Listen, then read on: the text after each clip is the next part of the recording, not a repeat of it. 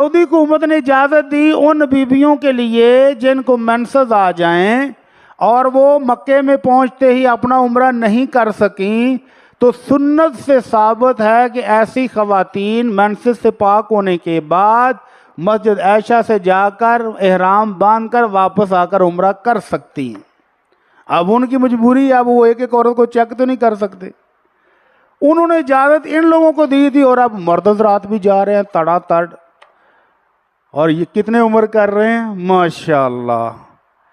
एक दफ़ा मैं भी उम्रे पर था, जब मैं मदीने के लिए जाने लगा तो मैं वो हिसाब किताब कर रहा था काउंटर पर, तो एक साहब मुझे कहते हैं हाजी साहब मदीने चल रहे हो? मैं जी मैं मदीने जा रहा हूँ। कहते जाना तो मैं भी ऐसी, मेरे कुछ उम्रे रह गए ने। मैं क्या कुछ उम्रे रह गए तो की मतलब?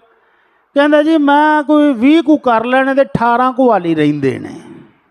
मन के माशाअल्लाह तू तो फैक्ट्री खोल ली उम्रियां दी। किदा किदा कर लिया? ए पुफी दा, मामू दा, नानी दा, दादे दा, पूरे खानदान के उम्रे वो अकेला बंदा किए बैठा है और सर के बाल अभी भी उसी तरह हैं, एक बाल भी नहीं काटा। तो ये उम्रा है या मजाक? तो इसलिए अल्लाह के नबी सल्लल्लाहु अलैहि वसल्लम का हुक्म है खुदू अन्नी मनासिकाकुम, इबादत के तरीके मुझसे सीखो।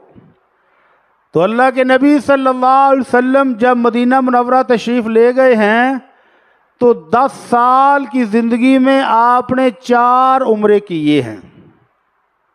एक सफ़र में एक उम्रा। मदीना मुनव्वरा से आप तशरीफ़ लाए, मक्के वालों ने कहा जी हम आपको उम्रा नहीं करने देंगे। तो अल्लाह के नबी सल्लल्लाहु अलैहि वसल्लम ने हुदैबिया के मुकाम पर सहाबा से कहा सुलह हो गई है, अगले साल उम्रा करेंगे, अब यहीं पर बाल कटा दो, कुर्बानियाँ जो साथ लाए हो इधर ही ज़िबा कर दो और आप वापस चलेंगे। हालांकि ये फ़ैसला बहुत मुश्किल था, लेकिन सहाबा को अल्लाह के नबी के हुक्म मानने के साथ वापस जाना पड़ा। तो एक उम्रा अल्लाह ने यही भी उनका शुमार कर लिया। लेकिन कब? जब वो मदीने से आए। अगला उम्रा अल्लाह के नबी सल्लल्लाहु अलैहि वसल्लम ने ग़ज़वा हुनैन के बाद जब जंग से फारग हुए तो वहाँ जराना से आकर किया। ये भी आप मदीना से गए थे। तीसरा उम्रा आपने वो जो हुदैबिया वाले साल था अगले साल दोबारा किया। और चौथा उम्रा आपने अपने हज के साथ किया।